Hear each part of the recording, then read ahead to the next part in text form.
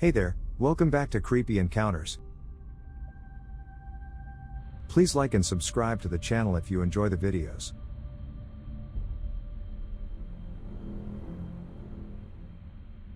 Reddit, what is your creepy story of living alone or being alone in the house? My fiancé and I purchased a foreclosed home in a not so great neighborhood a few years back. We ignored the area because of the great price but now realize we were idiots because of things like this. I'm lying in bed, barely awake while watching TV. Fiancé is still at work so I can't sleep. It's 2 a.m. and I'm barely dozing to the crime show that was on when I hear scratching at the window.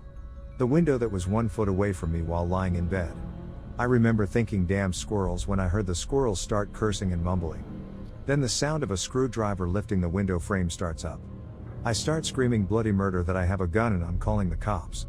The scratching noises stopped and by the time the cops got to my door and searched the yard, there was no one there. Thinking oh great, they think I'm crazy, I thank them and as they're walking back to their cruisers, their radios all started going off at once that there was another break-in reported in my neighborhood. The officers go scrambling off and I slam the door and lock it, once again freaking out. I go get back in the bed to wait for fiancé to get home.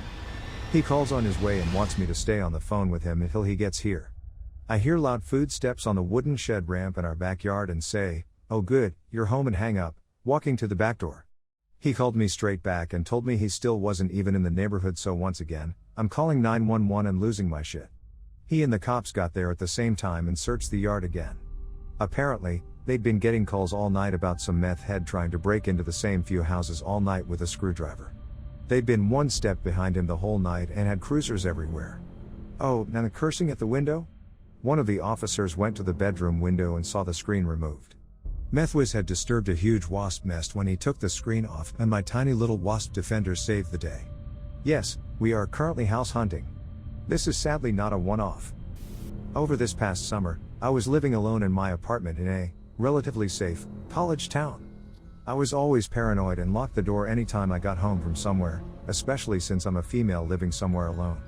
One morning I woke up to go to the bathroom, and as I'm in there, I hear the front door creak open. Obviously scared, I carefully leave the bathroom and look around the corner to see the front door open about 6 inches. I slowly check the apartment for intruders only to find nothing. Somehow the door was unlocked while I was sleeping and opened by what I choose to call the wind. Needless to say, for the rest of the time I was alone in the apartment I had my knife close by. I was looking after my mother's house for a week while she was on holiday.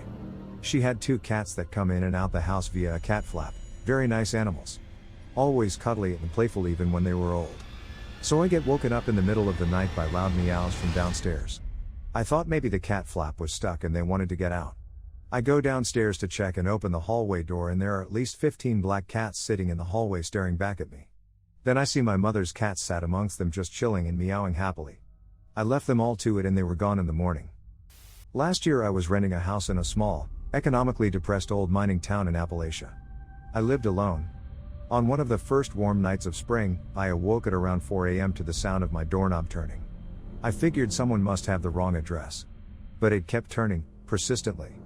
I didn't have a peephole or window to see who was outside, so I just approached the door from inside and yelled wrong place, buddy. Then the door started shaking violently, and a hand began punching it. I tried one last time, wrong place. Go away, man. Someone on the other side growled at me and started making horrifying noises like a wild animal. I grabbed a kitchen knife and called the police, then waited inside. About 10 minutes later, there was a knock on the door. I opened it cautiously to see an officer who questioned me about the incident. Then he asked me to close it again and remain inside. Again, I couldn't see what was happening out there, so I just turned out the lights and waited quietly with the knife in my hand. For about 20 minutes, there was just silence. Then, out of nowhere, my living room window screen started to get pushed inside and the curtain started to move. The guy was pushing out the screen and trying to climb inside. I held up the knife and yelled, "I'm gonna kill you," in my most threatening voice possible. Thankfully, I immediately heard "get on the ground. Show me those hands."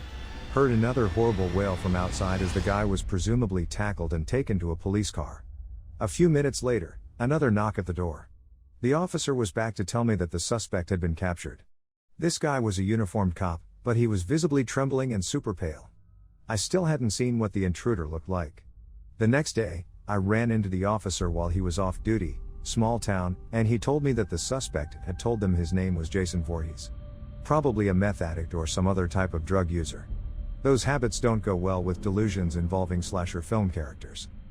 This happened about 8 years ago. I was about 14 and was playing COD with my best friends at the time. My parents, who are usually quite adamant about me not staying home alone, had to go pick up my grandparents from the airport.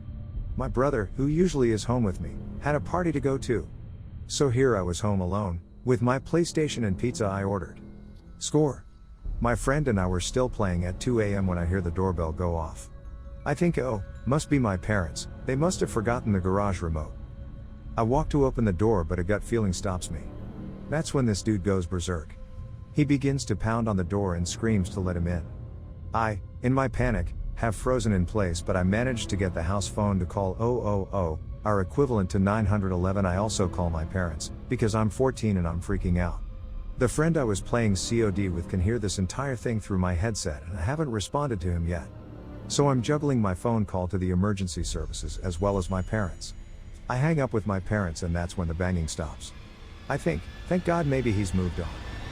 As I continue to talk to the phone operator, I begin to hear the loudest bangs I've ever heard. He's trying to break a window to get in. He's still screaming to let him in.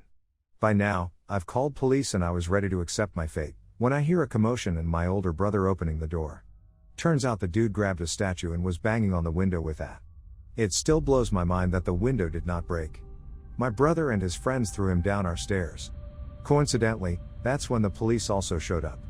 Turns out the guy was a shirtless 20-year-old that was high on a hallucinogenic drug, and he bolted from a party down the road after being caught having sex with the birthday girl by the parents. The paramedics were called, and by this time we had given him a blanket and warm water. The paramedics told us if he were outside for another hour he would have died of hypothermia. We declined to press charges. His parents came and apologized profusely. They've never bothered us again. TLDR, some drugged up dude tried to break into my house while my 14-year-old self was home alone. I was 15 and my parents and I just moved into a house in a brand new development. My parents were at work, so I was doing what almost every teenagers do when school's out, sleeping late. It was maybe 11 when I woke up. I was on my way to the bathroom when I came face to face with a guy. Surprised he ran out. A couple of minutes later, a knock on the door. It was the contractor apologizing for his guy. Apparently he was using our restroom and he didn't know someone had moved in. The furniture should have been a clue. My parents were furious and they changed the locks. I came home from work and found that the seashells I have on a shelf in the bathroom were all in the sink. The shelf is located on the wall perpendicular to the sink, with a radiator under it, so if they had simply fallen off, they would have bounced off the radiator and hit the ground in pieces. Even if they did manage to fly off the shelf and land in the sink, they would have still have broken or chipped. But nope, they were all intact. Also, a year or two before this happened, I had come home to find a little ceramic fish from that shelf was sitting neatly next to the sink. I almost never touch that thing. I live alone in a studio apartment. I called the landlord and he said there had been guys working on the house, but none had gone in, and it was minor maintenance stuff only. I have lived here for 8 years, however, and these are the only weird/creepy things that have happened, so I think I'm good. I hope you enjoyed the video. Please like and subscribe for more real-life creepy encounters around the world. See you in the next video. Bye.